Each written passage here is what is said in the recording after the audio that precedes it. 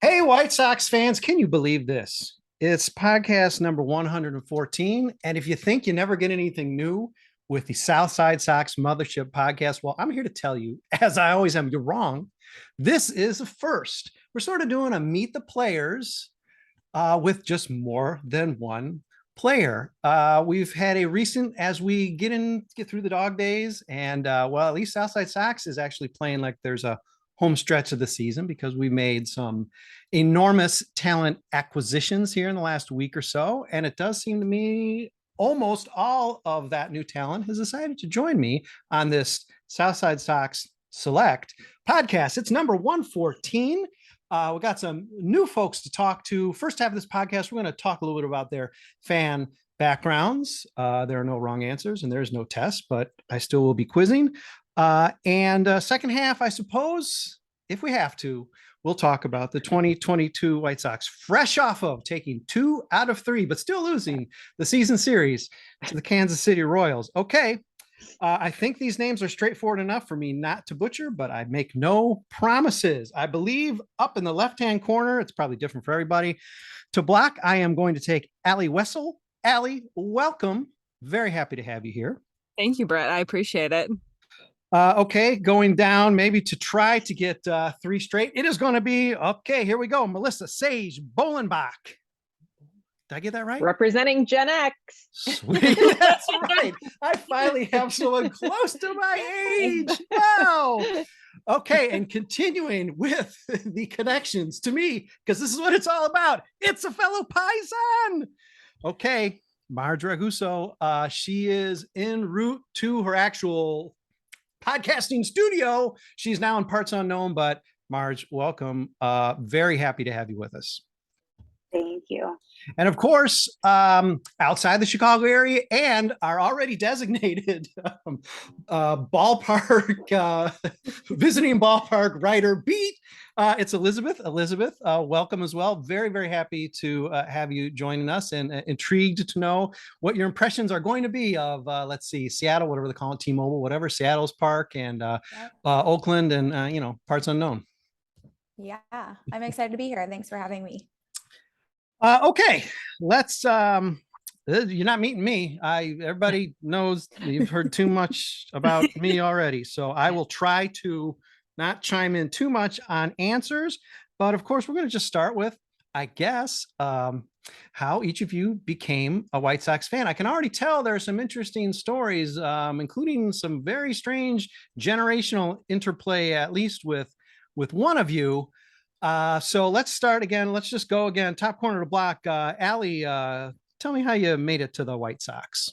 Yeah, so I live in a split household. My mom and my brother are Cubs fans. My mom grew up Ryan Sandberg, like idolizing Ryan Sandberg and Ron Santos. So up until probably like second grade, I was like a Cubs fan. My first baseball game that I remember going to was at Wrigley. But my dad's dad had weekend season tickets to the White Sox. And so they had 4 seats up in the 500 level. And I would always get invited when they had an extra seat. So we would go do the stadium club before and then walk up the ramps to the seats. And like, how do you not get brainwashed when you're being, given the VIP treatment at the stadium club? And my papa used to, teach me how to do the scorecard. He'd like buy the dollar scorecard and the 25-cent pencil and teach me how to do the box score. So I think that was kind of how I got brainwashed. And then of course we won a World Series. So like that was like, peak. And then I kind of bought in ever since then. So yeah. Yeah, Wrigley Field troughs versus Stadium Club. Yeah, I think that makes sense to me too. For sure. Yeah, oh boy. So Mom going to be disappointed. Mom going to be happy. She's come to terms with the fact that you're on the right side. Oh, for sure. Okay. For sure. Yeah. And it's been fun the last couple of years. I've gone to quite a few games and we've been able to hit 2 crosstowns in the last 2 years. So that's been a fun little rivalry. The last one we were at was the Sunday, the finale of the crosstown, the crazy weird extra inning game. Mm-hmm. But last year I was at the only game the Cubs took from the Sox. So that was not fun for me. But she had a great time. I was going to say, you're picking a good time to catch crosstown with your mom, except, yeah, if you're catching the rare Cubs wins. That's Yeah. that's not the best. Yeah. Okay, a fellow, well, I guess sorta South Side hitmen. Roots all the way back to the South Side Hitmen and definitely winning ugly. Melissa, give me a little bit more detail about how you managed to come to the White Sox. Hopefully, you didn't have to like plow through one of your very own parents to get to the White Sox. No, I didn't. My dad was, albeit like pretty casual White Sox fan, but he would listen to it, like he'd be tinkering around in the garage, and he'd have the game on in the background. And so, I mean, it's hard not to get excited about a game when you hear Harry Carey. I mean, he was just so vibrant and colorful. And so, as a 5-year-old, my dad's out in the garage, I'm out there too, and it kind of ignited my interest in baseball. And so he would, teach me a little bit about listening on the radio and things like that, because I lived in Joliet at the time. And so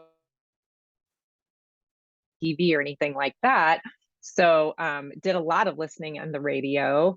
And then probably when I turned 11 is when I really started getting super excited about it, because it was, of course, 1983 winning ugly. I didn't miss a game. Like I went to a game in September when they were like right before they were getting ready to clinch, and Carlton Fisk hit a homer. I mean, it was just, and then like there was no going back for me after that. Like it was a done deal. It was sealed. And here I am now 50 and still living and dying with this team. It just feels like no progress has been made. Yes, I've in all of our little sidebar conversations we've had, I have already confessed to Melissa the last game I cried over was game, was that game four, the Tito Landrum game that defeated the White Sox and sent Britt Burns crashing to the mound. And boy, I tell you, I was really invested in that winning ugly team as well. But for someone who perhaps was not even alive for the winning ugly Chicago White Sox, take us down to Elizabeth. Elizabeth, when you're not, gallivanting about the globe, catching the Sox in opposing parks, really, how did you sort of make it to the team in the first place? Yeah, so that fate was kind of sealed for me prior to birth. So both my grandparents grew up in the back of the yards. So that just kind of established our fandom as a family. And it kind of built from there. My papa instilled the rules of the game to me. And so I'm one of those fans that will probably always follow the White Sox no matter what, because it feels almost disloyal to him if I was to ever change. So that's where it started. I actually went to my first ever Wrigley Field game with him because it was Harry Carey Beanie Baby Day. So that allowed kind of that exception. So that was early on, and those were kind of my first memories of being a White Sox fan. And then obviously the 2005 team I was in high school for, so got to skip school for that parade. Thank you, Mom. And it's just kind of, catapulted from there. I'm now old enough that I can buy my own tickets, and I'm fortunate enough that I live down the street from the Twins, so I can go yell at them. It's very convenient. Or go and cheer for the White Sox when they're in town. So yeah, I mean, this whole side of the fandom though is relatively new for me. I made the leap to White Sox Twitter, call it maybe 2 months ago now. And that has been wild. And now I've decided to do ballpark tours as we've been talking about. So have a couple on deck here. I think I'll hit 5 more before the end of the season. So keeps it interesting. Sometimes it's fun, especially with this team, to go to an opposing park because our fans aren't yelling at our team. Right. It keeps it interesting. But yeah, that's kind of how we became a White Sox family. People forget, well, maybe none of us here do, but certainly, and younger fans might, Harry Carey was a very sharp announcer, still with the White Sox when he still had his faculties with him. I mean, they're in the early 70s before I even was tapping into games. I mean, he's a guy who would just be a one-man booth. He'd do color, he'd do play-by-play, he'd criticize. He'd also, he would just call a really great game. And for for us to know him just as the broadcaster he was with the Cubs, it is a very, very different experience. It's sort of sad that that's sort of how he is thought of now, not just because it's associated with the Cubs. I mean, that's terrible. I mean, you don't want Cubby stink on anything, but just the fact that, this is how most, he's caricature. Okay. And Elizabeth has identified herself as such. I was also at the World Series parade. My dad was like yelling at cops who were telling us to get off the bridge and stuff. My dad always manages to make, no matter what game we're at like the perfect game, and he's getting in like fights with people. Yeah. Wonder why we're not close. But anyone else here also at the World? We'll talk more World Series in a second, but World Series parade. Anybody else besides me and Elizabeth? No. All right. Been in like second grade. Okay. All right. Too young. All right. I was on bed rest. I was pregnant with my son, and I was on bed rest, and yes, that's a whole other angst about 2005. Oh my God. Yeah, no kidding. And your poor son then is, oh my God, let's just hope he's not like a guy who's 100 one day and he's going to be one of those on the local news color, like he's never seen the White Sox win a World Series. He's the oldest White Sox fan who's never. Oh God. And he prevented his poor mother from going. Well, let's not forget about that. He probably won't mention that. I don't know. Okay, Paisan, you're on with me now. Okay. Marj, let's talk about how you came to the White Sox. I imagine it involved like yelling or somebody getting in trouble, but what else happened? How'd you get to us? My family, actually really similar to Elizabeth. My family we originate from Taylor Street, Taylor and Racine. So always the whole family's been White Sox fans. I remember going to games when I was, 5 and under, and my dad just swearing at the team and me just being like, this is great. I love this so much. And that is unfortunately how I became the psychopath that I am. So it's a nostalgia thing for me. I didn't get to go to the parade, but I did stay up and watch all the games, watch them win while my dad was falling asleep on the couch and had to wake him up when they won. And I did have an awesome science teacher in 7th grade that loved the White Sox. So we did not do class that day. We watched the parade. And it's one of the best memories because most of the class was Cub fans. They were so upset the whole time. But I was just talking about that this weekend. Like, it's a nostalgia thing for me. It's a big thing. I'm very close with my dad. He's like my person. So I take a lot of pride now that, I'm almost 30 years old. I can take my dad to a game. I like to drive so he can drink, let him have the good time to make up for it. It's definitely like a parent thing. And I know like his dad was, his parents were huge Sox fans. My mom was actually a Cub fan. And when my parents got married, my dad's parents said, you have to learn how to cook gravy because I'm Italian. And you have to be a Sox fan. So she wasn't a huge Cub fan. She decided to switch over and learn how to make great gravy. Yeah. Though, man, those mixed couples, I do not understand. They exist. Mm-hmm. But man, it's a weird mix. Yeah. You just gave me a memory too, Marj, of, let's see, I'm a sophomore in high school and we're in class.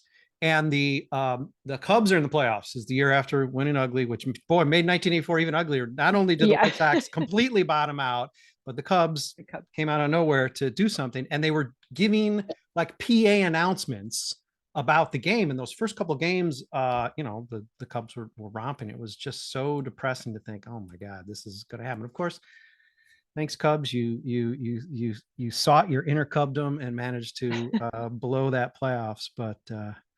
That is a pretty cool teach, especially making not that it's supposed to be just he was the only Sox fan in the class. So he was just super petty. He was in like his last year of teaching and didn't care anymore. 7th grade science. Go ahead and complain, kids. Forget it. We're watching the parade. Yeah. He basically was telling them to fuck off without telling them to fuck off.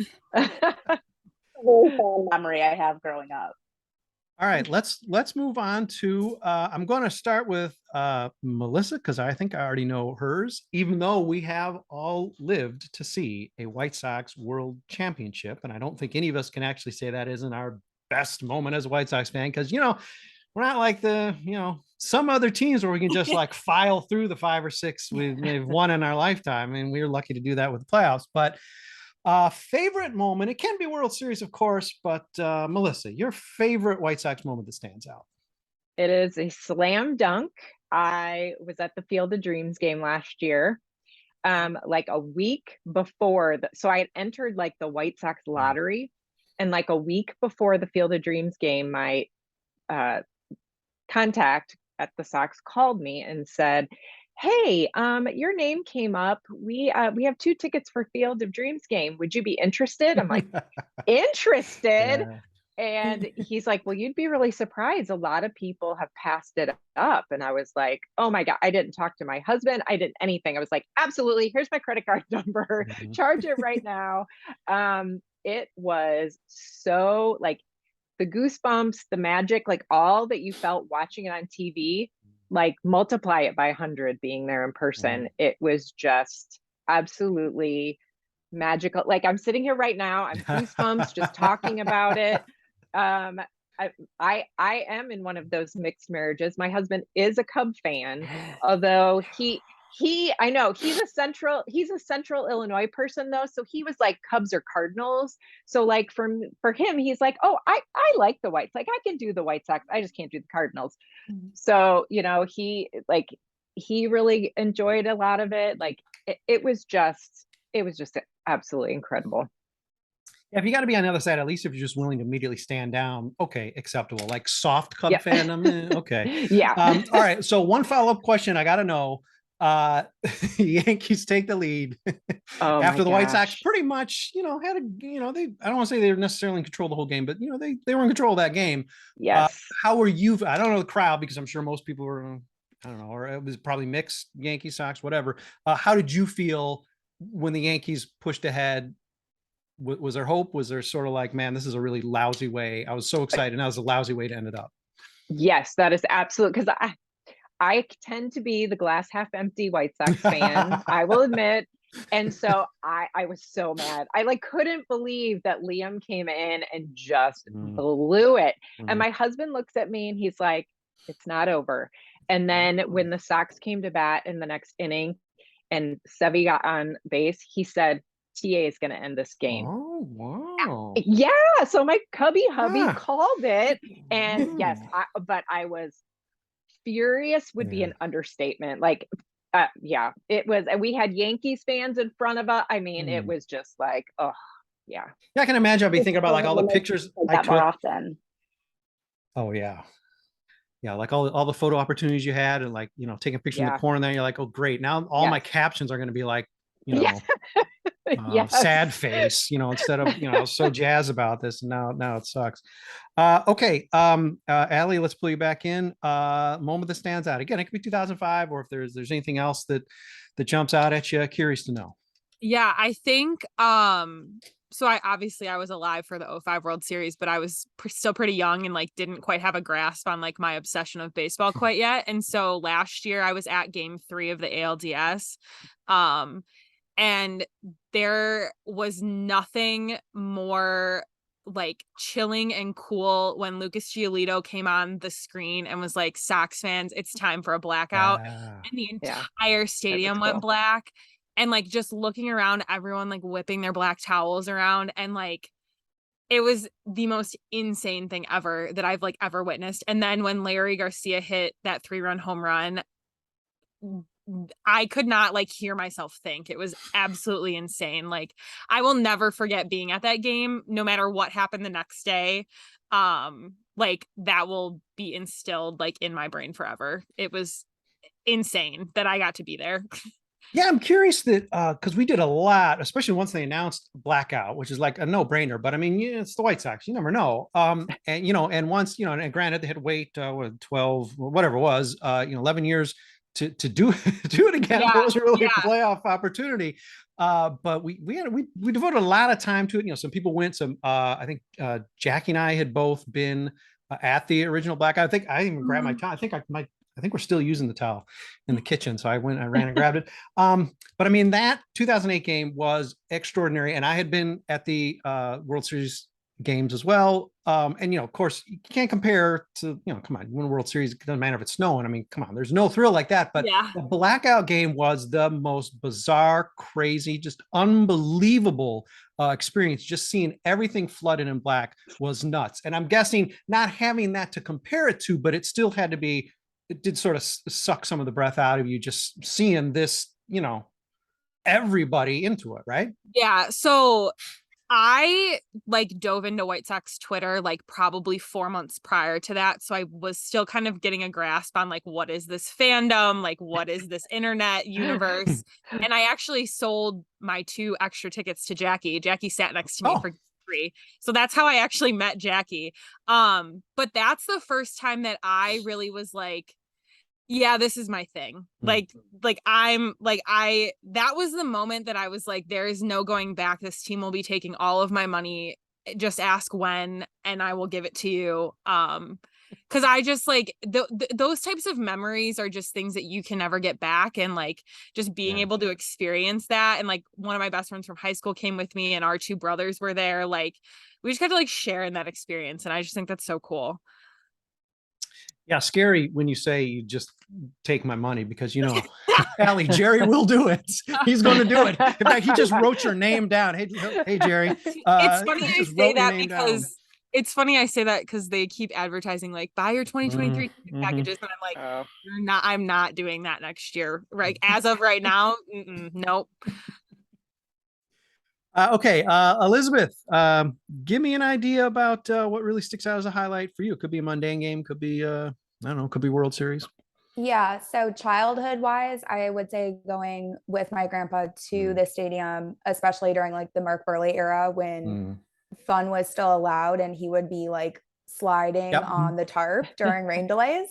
I mean, he was just such a character. So definitely that. And then I would almost word for word say everything Allie just said. That game was incredible. In my work life, I had just worked the Chicago Marathon, so I was so excited to go to the game. And my grandpa's no longer living, so he has a brick at the stadium. So I always, before big games, I go and see my grandpa. And I did go and see him before that game. And I am not part of the Larry Garcia hate club. I actually see the value that he has in our team. So there was a guy talking crap next to me about him during the game. And then he just does what he does in clutch situations. And I was told ya. And his wife was laughing. So, that was pretty special. And then I feel like I ruined it because I didn't go see the brick. I didn't have time before game 4. So everyone can blame it on me. It's totally my fault. My bad. But I mean, yeah, it's incredible, especially to witness it as an adult, because your memories aren't as clear. When you're little, certain things you don't pick up on, that perception isn't 100% there when you don't fully understand the game. So seeing it and doing it now, it's amazing. Yeah, for the playoffs in 2005, game 1 was 80 degrees. The first division game was 80. So I took a shower in the outfield, and then I kissed Minnie on the cheek. Those are 2 things I want to do, knowing that it was going to be far too cold, probably as of the next game, to take a shower. So I couldn't continue that as the superstition. So yeah, I just gave Minnie a kiss. That's probably, sorry, not the most sanitary thing, but hey, listen, you got to do something. And hey, it works. So, don't yell at me. Okay, Marj, something sort of sticking out as as a top memory for you with the White Sox. I'm gonna go with a negative memory, you guys. If you follow me on Twitter, I'm the negative White Sox fan. I hate this team. Woo! Got another one. If you've watched a game with me, I just yell at them the whole time. I'm just you guys suck. I don't know why I'm here. So about 8 or 9 years ago, when I was 21, I took my dad to the first Sox game that I was able to take him to, that I bought the tickets for. I drove to. It was a Sox Cubs game at Comiskey, and I don't know what year it was. I can't remember anything specific about it, but I do remember that we lost, I think 17-2.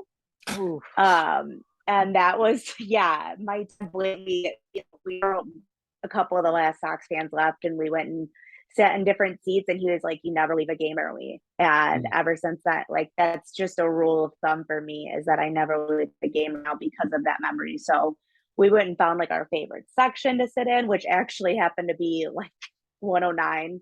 So he was like, oh, this is my new favorite section. So we were able to go like sit in like spots where we had them before, like right behind home plate, and watch them get their asses kicked. And I think that's why I hate this team so much. Well, welcome. It's great to have you. Yeah, I think Marj, you got to have your dad talk to mine. He wants to like leave. I mean, we were at the perfect game, and he was like 5 minutes later. He was like a kid run, like literally like a kindergartner running up and down, because we were like behind the Sox dugout. We had some pretty sweet seats. He's running up and down. He's like a little boy. It's almost like embarrassed little boy. And then like 5 minutes later, he's like honking at people in the parking lot because I don't know, traffic wasn't clearing for him. Swearing, yeah. Something about the bloodline. Raguso, listen, I'm sorry. I'm sorry. All right. Hey, well, guess what? We are going to drop off of this and come on back. Stick with us for a minute. Listen to whatever it is SB Nation wants to sell you. I promise we'll come back, and we will actually, although this is fascinating, and frankly, I'm not sure I ever want to get to the 2022 team. Maybe we'll talk about it a little bit, but we are going to wind up getting to know the 4 guests here on our sort of Meet the Players podcast in just a minute. Hang with us. We will be right back. Hey, we're back. Brett Ballantini here, lucky enough to host the Mothership podcast. It's number 114, unique in the pantheon of Southside Sox Mothership podcast. Meet the Players with not 1, not 2, not 3, but 4 new players. Oh man, we have just made a talent grab this past week. I am here, lucky enough to be hanging with my sister, Marj Raguso. It's Allie Wesel, who we did not leave behind. She's back with us once again. Melissa Sage-Bollenbach. I'm going to just say it different every time now. Now I'm in my head. Okay. I love it. I just got Jordan's name right, and now I'm going to screw up Melissa's for the remainder of the podcast. And Elizabeth joining us as well. Okay, before we get to the, unless we can somehow just make this segment stretch for a half hour or so, we'll get to the 2022 Chicago White Sox here shortly. But I'm curious to know, always sort of makes me laugh a little bit. Haven't always asked everybody this, but all right, anybody can jump in, go on ahead. When this clown from a Southside Sox account reaches out to you and says, hey, do you think you might want to do some stuff with this White Sox site called Southside Sox? What is the thought that runs through your mind? Feel free to jump in. At first I thought maybe you messaged the wrong person. I was just like, what? Because I mean, I follow you guys, I listen, and I was just like, maybe he met another Melissa, so that was my initial reaction. But then I was like, oh, I think he does actually mean me. And then I was super excited, and so yeah. I will expose myself here. So when I was sitting next to Jackie at game 3, I was like, how did you get into Southside Sox? And at this point I'm like many beverages in, and I'm like, if ever there is anything that opens, let me know. I'd be so interested. I want to get involved. And then I just was like, that was really embarrassing. So I just chilled for a while and just tried to, just be on Twitter and, whatever. And then, I've just been laying low, if something came to me. But when you reached out, I was pumped because I've been looking for a way to get more involved within this community and have my opinions be more heard on a larger level and talk with other people that are, like-minded or maybe not like-minded, but, we can at least share our opinions. So I was super excited. I think Jackie shared a funny story, maybe before any of you joined up with us. It must have been because you've only been with us a few days. I think she had said that somebody once asked, and she's like, yeah, just have the guy just sort of annoy you with a message, and that's how you get involved. It's okay, yeah, that's not exactly a formula to follow. Elizabeth, Marj, any thoughts there? I screenshotted your message and sent it to Jackie and Crystal, as I was already pretty tight with them, and I was like, is this a joke? And they're like, no, it's pretty normal. He'll just message people if he finds you interesting or likes your tweets. I was like, oh, should I do it? I went through a whole conversation with with my two spooky girls on Twitter. Jackie and Crystal, we're gonna have a talk about how you're supposed to respond when somebody comes to you. Not like, yeah, he's a freak.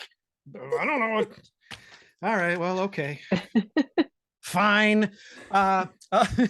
Elizabeth, yeah, really, I had just sort of run across sort of the notion that you were doing this, ballpark. I hadn't even realized you were yet so near and so dangerously near a target field, but it was something that was appealing to you right off the bat, or no? Yeah, no, it definitely was. And it kind of all came together organically. Like I said, I had made a Twitter to like a year ago now to track when PS5s were dropping. Never really did anything with it since. And then I was like, I moved to Minnesota this year, and obviously getting to White Sox games are no longer as easy as they once were. So I was kind of looking for a way to be connected with fans. So joined White Sox Twitter, got a lot of advice to run. But I'm still here. And then decided to do the ballpark thing. So when you had sent me that message, I think I had just gotten back from Cleveland. And I barely had a voice at that point because I was screaming so loudly for Johnny Cueto. I ended up changing my seat in Cleveland to go sit with other White Sox fans because the people around me in Cleveland were getting so annoyed. I think game one, they told me I had a very distinct yelling voice. And Daryl Boston enjoyed it. Him and I were like going back and forth through the net. So shout out to Daryl. But yeah, I mean, it was intriguing to me. And I think it just kind of ties into everything. So happy to lend my voice, although it will probably be on the opposite of Marj and leaning a little bit more positive. It all balances, right? Yeah, we need I'm negative enough for all of us. Yeah. Happy to talk you off the ledge when you need to. Here, need it a lot. Oh, for a second here. Yeah, the amazingly, given it's pretty random, and when it started out, I mean, now it's a pretty big group. So like the case of Allie, like know somebody or maybe even talked about it before, but to begin, it was way more random. But yeah, really, I don't think people are always pretty. I never, to be honest, I'm a clown enough with social media. I mean, I don't even know that that's like sort of a vote, and you're not even really supposed to reach out that way. But I figure, at this point, I got a pretty good streak where people are at least like, not interested, and that's almost really never happened. If anything, it's I'm interested, but then people don't just really follow up, or they even join, and it's sort of, it's it just doesn't end up, working out, whatever. But yeah, the success rate is pretty extraordinary. So I'm not surprised to see all of you wishes with us, and I'm glad you're excited about it. And speaking of excited about it, maybe Elizabeth is the only one who should have the mic here, but let's talk about this 2022 team because obviously high hopes.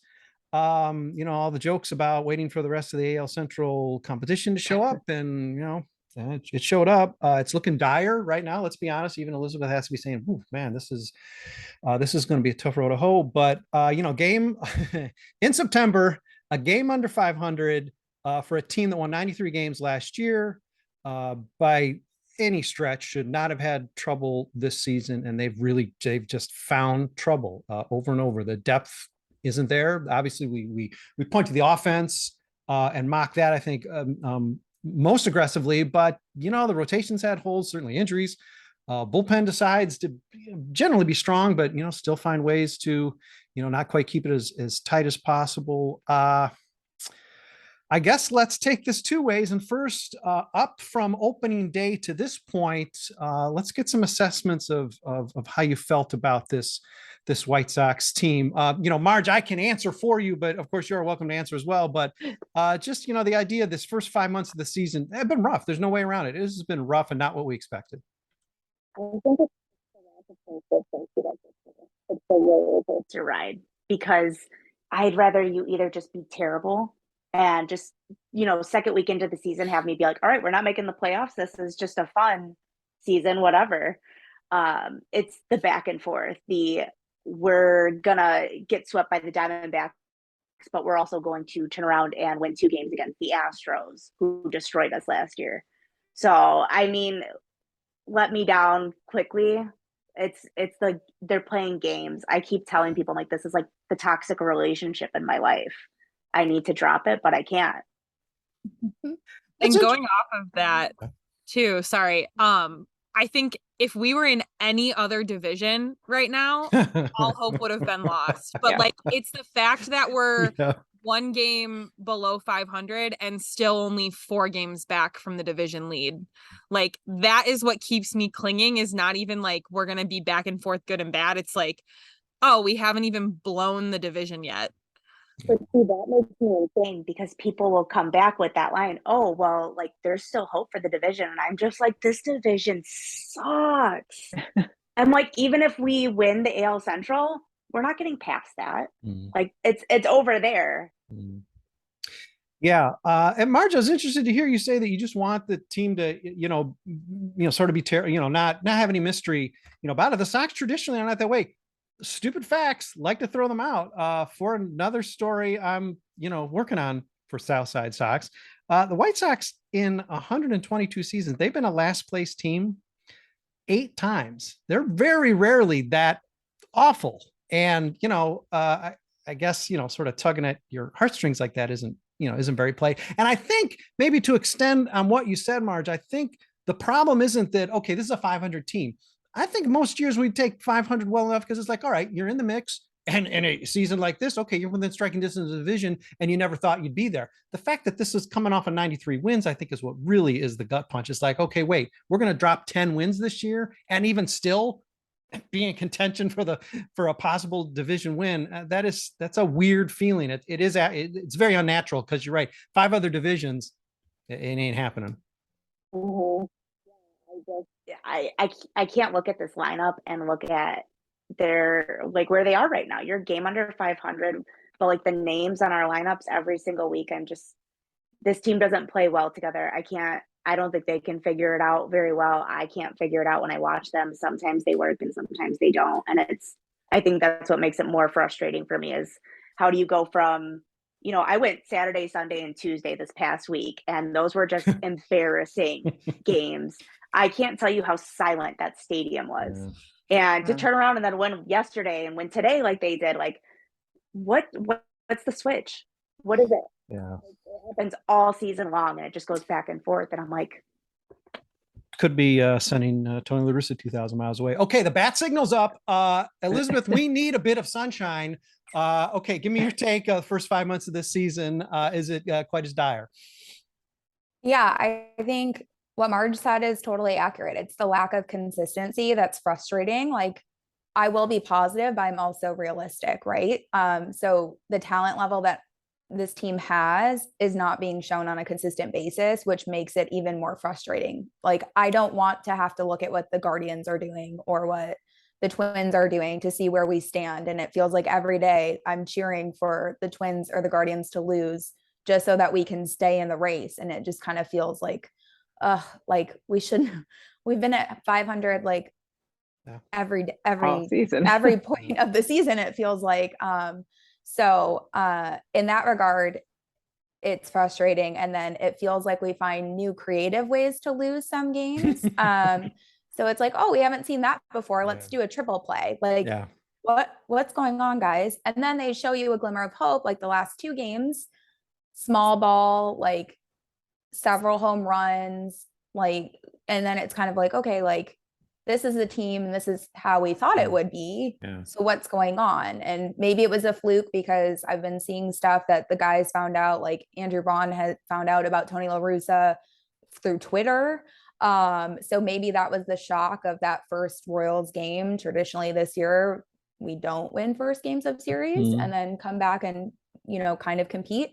So maybe it's that, maybe it's that the guys are now playing for Tony / Miguel and trying to step up. I mean, I just don't have pull a card out of a hat. It could be any number of reasons. Aloy's now legs are sore. I just don't really know what to make of it. I will say I do like the vibe and energy that Elvis brings to the team. Like the veteran experience that he has with adding Larry Garcia, like sometimes that's helpful for the young guys. and he seems like a positive person. So maybe that's good for the clubhouse. At this point, I have no idea. The fact that Elvis says this is the most talented team he's ever been on, and he goes on Rangers teams and wins the World Series. Elvis, he's dating the White Sox now, so he's got to be sweet to him for sure. You should not be allowed, to your point, Elizabeth, you should not be allowed to scoreboard watch when you're below 500. That's just unnatural. It just doesn't fit. Right. And yet we are all scoreboard watching now a team that's been for a few games below 500. Melissa, you can bring it back negative or otherwise. First 5 months for you this season. I think when you were first talking about it, Brett, you were like, well, in the pitching, it's been the starting pitching's been pretty good, and then the bullpen, and it's like they've been good in segments, but they don't ever put it together. And so for me, that's what makes it crazy. It's like, oh, well, the pitching was spot on today, but then the defense was terrible and the offense was terrible. And then the next game you have, wow, we finally scored some runs, but guess what? The pitching is awful. And so the fact that they can never click on the same cylinders at the same time has just been completely maddening for me. It's like you when you tune in, you never know what you're going to get. It's just like, are you going to get that disjointed feeling, or are you going to get a game where you can actually, like today, I was like, ooh, like this is the kind of game that I like to watch. And we've had maybe like a half dozen of them this season. And to me, that's crazy. It's like this mired in mediocrity thing is making us all crazy. Yeah. Game 8, 6-2, by all accounts should have been 7-1. Best team in baseball, mashing hell out of the baseball. And that was the last truly high point. And there was at least one tough, really bad losing stretch right after that. And I think there was a little short, maybe 4 or 5 game winning stretch. And really it hasn't been, this is the weirdest year. Forget the fact they're supposed to be so good or whatever. This is such a strange year. That's really, it's like it's 1 step forward, 1 step back, 1 step forward, 2 steps back, 1 step forward. Insane. I mean, it's like, how do you even pull this off? It's like, you couldn't try to do this. I guess that's the Hall of Famer baseball person magic here for the White Sox. Okay, well, $64,000 question. And again, we can spend as much time talking about the 2022 White Sox as we want, or we can just ditch it anytime. But we have a month left. Well, a little more than a month left in the season, going later because of the delay to the season. Going in October, still a relatively quote unquote weak schedule. Somebody's going to yell at me for this because it's going to imply that I think there's easy games for the White Sox, and clearly they've demonstrated there isn't. But you would rather be playing, I don't know, the Royals than you would be playing the Yankees, right? No matter how bad you are as a team. So the division is still out there for the taking. The White Sox have a lot of head-to-head games, certainly with Minnesota, even a little bit with Cleveland. They managed to squeeze in a makeup game like on the 15th or something this month. So they got plenty of time to do something about it. But the question is, are they going to? Allie, it's been a bit, so give me an answer there. What is your level of optimism? How do you think this next month is going to sort of wrangle itself out? I just don't see it happening. I see us staying in the same spot we've been all season. I just think it's not there. I've had to watch 2 first basemen attempt to play the outfield all season. Like, if that doesn't sum it up, like there are so many things that could sum up this season. We've injured every anatomical region on the body. This team, now our groundskeeper's out with hernia surgery. Like, I have zero confidence. My expectations are on the floor. If I'm pleasantly surprised, great. I'll be happy. Catch me at maybe a playoff game, but I don't have any expectation. And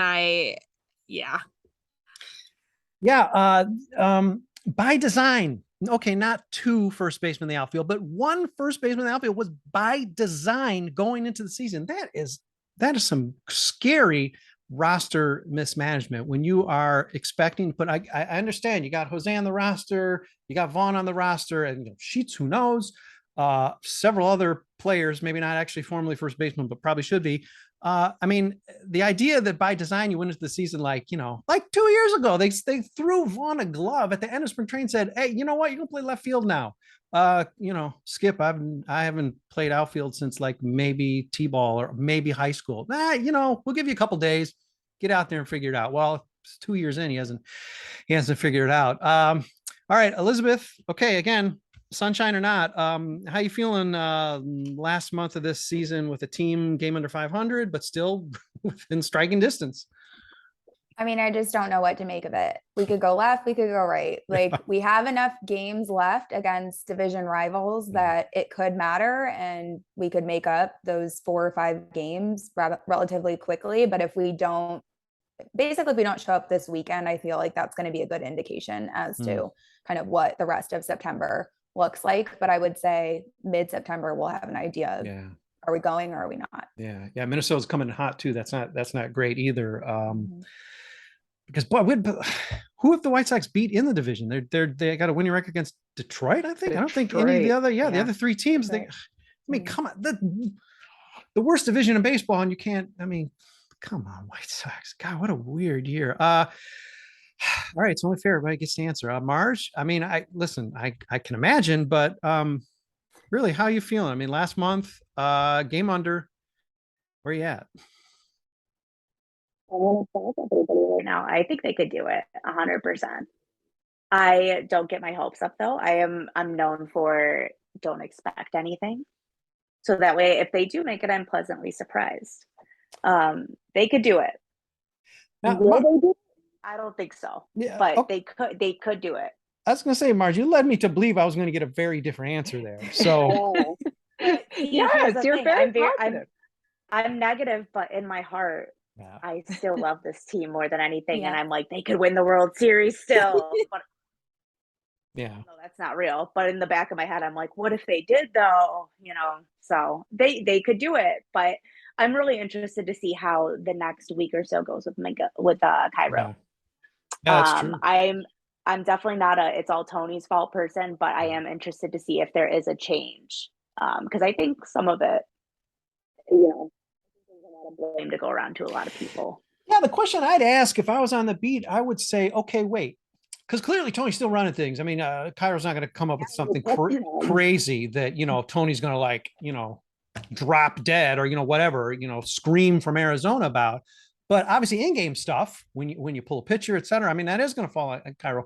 And so if this combination comes out where it's sort of still the Tony template, and obviously the Rakan template, the roster is the roster, but then Cairo is proving himself to be actually pretty adept, pretty smart with personnel, then I hate to say it, as much as we'll all enjoy that, right? Because, hey, the White Sox are back, gunning for first place. You got to ask, okay, Miguel, then what are you doing all season? It's like when we blame Tony for too much of the pitching. I was like, wait, we got the Giolito whisperer cats here. He's not waving on the dugout saying like, no, whatever. These guys are coaches. You would think. I mean, I understand Tony might not be open to taking thoughts, but then why do you have a bench coach at all? So that would be the thing. If this really sort of clicks, as happy as we'll all be, in the back of my head, I have to say, okay, well then, Miguel, what's going on? You got to step it up next year and be a little more active because, we need that input to somehow temper, whatever Tony's doing, when he's not napping or whatever. Okay. Melissa, your vibe, heading 4 or 5 weeks until this thing's done. To me, we're not in charge of our own destiny at this point because it's that scoreboard watching. We're the ones that we're back. And so when you're in that position, when you're playing from that position, and I really, that's the vibe I get from this team, is that they're playing like that it's not in their hands. It's not in their destiny, which is confusing to me because of the level of talent that we have on this team. And so until I get a different type of vibe from that, and maybe the Miguel Cairo, maybe, the all player meeting they had today, there's some good comments coming out of that from Pollock. And so maybe that'll flip the switch. But I feel like we've had so many of those moments this year of like, well, maybe this will flip the switch. Maybe this will flip the switch. And I feel like we're playing from a place of it's not in our hands. And so my glass half empty, negative perspective is I think we're going to end up in mediocrity. We're going to end up around 500 and waving at those people that weren't supposed to show up and say, well, I guess I'll see you in 2023. Yeah, right. Have fun in the playoffs. Geez, if the upper management or Tony, if they had just known, go out and have fun. That was the gist of the message, the meeting, right? This last one was just, hey, play the last month, just have fun. Wow, simpler than I thought. We overanalyze and we got our stats, and it just have fun, guys. All right, let's do a little bit of speed round stuff. Don't want to put anybody on the spot, so launch out an answer if you want. I would like to know, so we don't make it too negative. It's much easier to ask who's disappointed you most this year, but I'm going to ask who's been the most pleasant surprise. I guess there's only a few obvious answers, but who's been the most pleasant surprise? Who's disappointed you most 2022 so far? Anybody got a prepared answer? Go ahead and throw it at me. I'm ready to go. All right. I got Johnny Cueto, number one, like most surprised by. That guy's a workhorse. I know that we're going to compete as a team every time that guy is on the mound. I think tied very closely with him is Andrew Vaughn. We've seen, I think we started to see that last year. And I know Jason and Steve have talked about this a lot on the broadcast, but I think his quality at bats have gotten a lot better. And I more so mean Andrew Vaughn at the plate, not defensively, because we all know he's playing out of position, but I think just like, I'm more confident in him in that top portion of the lineup. Disappointed, I think it's Lucas Giolito. I understand he got COVID and then he had, post-COVID, whatever he was dealing with, but I think it's just, he had a really great 2019, 2020, 2021. And just to see this huge fall off and not be confident when he takes the mound is just really disappointing. Yeah. Is that something? Okay, so I would say positive, definitely Johnny Cueto. I'm going to agree with you on that, Allie. He carried this team through the first half. Disappointed, I would definitely agree with Gio, but I'm going to go with Joe Kelly. I've got to be the biggest Joe Kelly hater out there. He came in there was such positivity around him, and oh my God, he's going to be the best closer we have. And I've not watched one game where I've been like, oh my God, he did a good job. He's just, the second I see him warming up, I'm immediately pissed off. Like the second because I listen to a lot of the games. So the second I hear Len go, we got Joe Kelly warming up and he's playing catch out there. I'm like, but turn off the game. I can't do it. So I think he's been such a huge disappointment. He was supposed to be a huge closer for us and just has not been there. Yeah, future reference, maybe giving $7-8 million over a couple of years to a guy who was actually injured when you sign him maybe isn't the best plan, but I'm not a GM. Okay, other thoughts, good and bad. Yeah, I'll go. I'll start negative first. Okay, all right. So AJ Pollock. I remember right after he came on board, and there were some people from the Dodgers saying, "Oh, for the first 2 months, the White Sox fans are going to hate AJ Pollock. Then you're going to love him." Mm-hmm. Well, I don't hate him, but I don't love him. He's like mediocre, right? Yeah. Like everything else. And so I think for me, that was the biggest disappointment, because getting rid of Kimbrel, you were like, wow, maybe Han actually did pull off something kind of good here, right? And then so I'm going to go more recent with kind of exciting for me. It has been Elvis. Like, I think he brings some energy to this team, and he just, every time he's on the field, he looks like he's there to play and play hard. And I think we needed that. Yeah. And he's helped sort of like a situation that could have been truly disastrous with Tim out. I mean, that's sort of a nice thing too. He's not only sort of patched it there, but he's not just letting the White Sox get by, he's actually producing for the White Sox. Extraordinary. Okay. Elizabeth, thoughts either way? I mean, Cueto's the easy button. Like, who would have thought? The guy is a magician on the mound. Like, I just love watching him. He's so good for the club. And I think that when he called everyone out about the fire, that was a big kind of wake up Tony call didn't for like some that.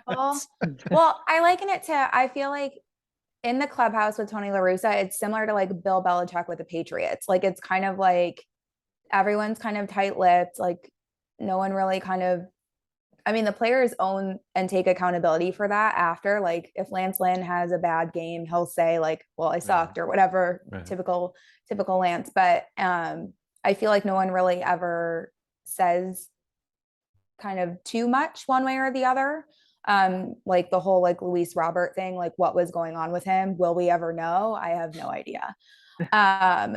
So Johnny Cueto, easy button. I really like Elvis and Josh Harrison. I think Josh Harrison brings a great energy. People love him in the clubhouse. I think he helps to kind of fill that like Billy Hamilton kind of void in terms of positivity.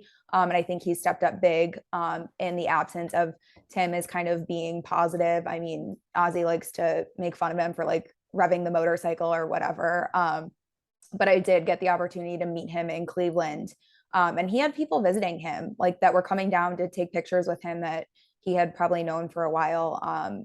And, you know, I had asked him to sign my jersey and he was like, yeah, I just need to take a picture really quick. And then, so he couldn't have been nicer on field and off persona wise, but biggest disappointment, I would say Aloy, because he makes such a big difference in the lineup in terms of hitting with his power. But I mean, he can't stay healthy. I was at the game when he got hurt for the first time in Minnesota. And ever since then, it's just kind of like, oh, like I have a paper cut. I need to sit out. Like that's kind of the vibe that I get. I haven't seen anything written on how he got his nickname. But I would imagine it's kind of similar to that. And he lost his spark for a little bit. There wasn't much hi mom going on. And it's come back, but now he's maybe hurt again. And I would say him and Luis Robert. So those would be my two disappointments. Yeah, we're gonna have to get the story about what has gone on. I mean, stretching to perhaps even before some of your fandoms. I mean, the White Sox were traditionally under Herm extremely like eerily healthy, and you know, of course, some of that is just dumb luck, and just like some of this these last couple of years might be just dumb bad luck. But wow, the idea this has turned the way it has, and when you've got people like Pasetnik now, even in the in the post-game show saying, listen, other teams aren't doing this. Cleveland is hustling. Even teams are out of it. Kansas City is hustling, and we're telling our players not to hustle. And then Ozzy chimes in making fun of exit velocity. I wouldn't worry whenever Ozzy makes fun of me, because like it's Ozzy. He doesn't even like exit velocity, for crying out loud. He's just there to do some dance steps and dress funny and lay on the couch when he's all frustrated. Oh, Ozzy. Okay. Final speed round, something we do, a couple of you already know because you have filled out your Meet the Players surveys, but I'm going to pick one question there. I'm going to briefly talk about it, especially because I got harangued about defending, or I got put in a position to have to defend Field of Dreams last year. So I need to know from all four of you, favorite baseball movie, going back up to Allie to start, favorite baseball movie. That's got to be The Sandlot. Oh, The Sandlot. Okay. I admit I'm pretty Sandlot ignorant, so I'm not going to opine, but I know a lot of people do vote it. Elizabeth, favorite? So since Sandlot was already taken, I would say Summer Catch. Oh, Summer Catch. Which is not like a baseball movie per se. Field of Dreams is good if that's more about baseball, but Summer Catch, Jessica Biel, Freddie Prinze Jr., like the summer leagues, like I wanted to live on the Cape. I'm just saying. Yeah. No, that's true. Listen, yeah, there's a literally and a baseball romantic vibe about that, for sure. Okay, Marj. All right, give me one. 100%. I gotta agree with Allie. That's definitely like came out when I was like a little kid, and that was one of the movies that was on repeat at the house growing up. So, Melissa. 8 Men Out. I love 8 Men Out. I love. I think the story is so unique to the history of baseball. The cast was incredible when you look through and see all the people who are actually in that movie. It's one of my favorites. This might be the first time I've had this discussion with anyone, and somehow maybe this is a generational thing. I don't know, that somehow Major League didn't come up. It baffles me how that can be. And I think on our site, I will have to say that if most people would vote Major League as their favorite baseball movie, and I've never understood it. Even folks I would otherwise normally respect, like Zach Hayes, very smart guy, does analytics circles around me, but he votes for Major League. And I say, Zach, you got to talk to me. You got to explain this to me. He tries. It just doesn't take. I don't get it. Sandlot, yeah, Sandlot is one. I guess it just, it wasn't. I wasn't the target audience, so I don't think I've really even seen it through. So now somebody here is going to yell at me because I need to watch the Sandlot. Correct? Killing me, Smalls. Fair enough. And okay, so then, all right, let's wind it up with Field of Dreams. Field of Dreams, thumbs up or thumbs down? Allie, give me a thumbs up or thumbs down. Field of Dreams. I actually just watched it through for the first time like 2 weeks ago. Wow. And it gets a thumbs up from me. You didn't force yourself to watch it last year when the White Sox were, doing all that crazy over romantic, jazz about it. You just no. So I played travel softball growing up, and we actually had a tournament in Iowa, and my mom was like, we have to go to the Field of Dreams. So we, like, on our way out, stopped at the Field of Dreams, and I was like, what are you talking about? I don't understand. I've never seen this movie before. I don't understand why this is so iconic.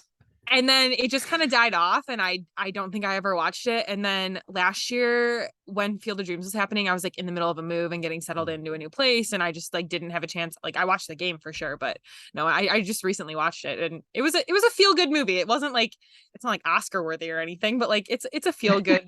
Yeah. Yeah, I mean, you saw Kevin Costner at the game, you saw Corn, you're like, okay, I think I pretty much saw the movie. All right, exactly. I get it. Fine, exactly. All right, fair. Okay, I'm starting to figure some things out. Even though you claim you sort of just happened to meet Jackie and sat next to her at a playoff game last year, you're both like hard-nosed softball pitchers, probably throwing chin music. I'm starting to figure something out. I don't know the whole story yet, but I'm going to figure it out. Okay, Elizabeth, thumbs up, thumbs down. Field of Dreams. I will give it a thumbs up because the nostalgia aspect, similar story. Mine was a soccer tournament. Didn't really know. I've seen the movie and I saw it prior to recently. I don't love it. I don't hate it, but it's more so a nostalgia thing. Boy, where were all you last year when Colleen Sullivan and God, who the heck was it? Maybe it was Jackie. They were just dogging me about it. But anyway, that was a whole different podcast a year ago, and White Sox aren't going to be invited back anytime soon. Marj, thumbs up, thumbs down. Field of Dreams. I'll give it a thumbs up, but I would definitely agree with Elizabeth on it. It's more of a nostalgia thing. It's a feel-good movie. Like, it's not one where I'd be like, oh, let's go watch the Field of Dreams. Like, it's not on my top 5 list. I'll watch it if someone else puts it on. Fair. Yeah, listen, I don't get me wrong. I'm not like, I'm not going to die for Field of Dreams. I was just put in a position because I was like, well, hold on. Everybody's like, well, it's ridiculous. The girl's choking on a hot dog and nobody calls a hot. It's like, but they're in the middle of nowhere. They're going to call a hospital. She's going to die. She's going to live. No, the paramedics are going to come to help her save her from a hot. I'm like, this is it's sports fantasy. I know it's a weird genre that doesn't exist or something, but it is sort of supposed to be sports fantasy. I mean, there's ghosts and stuff. Come on. Joe Jackson hits right-handed. Come on, this is sports fantasy. What's going on here? Okay, I don't think I have to ask, but Melissa, thumbs up, thumbs down. Absolute thumbs up. And my true test was my kids watched it last year. I have a 20-year-old daughter and a 16-year-old son, and they both liked it too. So I was like, yes, it's a feel-good movie, but it's got our White Sox in it, and maybe it's a generational thing. I mean, Kevin Costner. So yeah, absolute thumbs up from me. Yeah, everybody's like, oh, if you're gonna pick a Kevin Costner baseball movie, you pick Bull Durham. Like, okay, I get it. Don't beat me up. I'm just talking about Field of Dreams. It's all right. So I went to the, I guess I'm lying when I say the last time I cried over a baseball game wasn't for the winning ugly White Sox. It was when I teared up when they had a catch at the end of Field of Dreams. But come on, I'm watching with my dad. We did have a catch, even though, of course, we're from Chicago. We didn't have a catch. We just threw the ball, right? Anyway. Okay, well, maybe it'll come up again. And believe me, if I ever have to defend Field of Dreams again, I may have to call on one or all of you to be on some other side, because that was a weird podcast. Okay, anyhow. Thank you so much for participating in this Meet the Players podcast. It's sort of a group Meet the Players. Welcome to the site. Look forward. I think we've already somehow hornswoggled Melissa into some sort of writing assignment, but I know we've got some other things going on probably with each one of you. So I encourage, as there probably will be opportunities in the last month, to not hesitate to step up and actually get on the site. We'll be posting your Meet the Players, which is a little survey about your fandom, etc., stuff that might not even be covered in this podcast. But certainly, Melissa, Marj, Allie, Elizabeth, thank you for joining me. And of course, everybody, thanks for listening, reading, sometimes even watching. Without you, we're not here. We're going to have a podcast probably sooner than you're ready for one. And maybe even one of these folks are going to join me for that one. So until then, take care.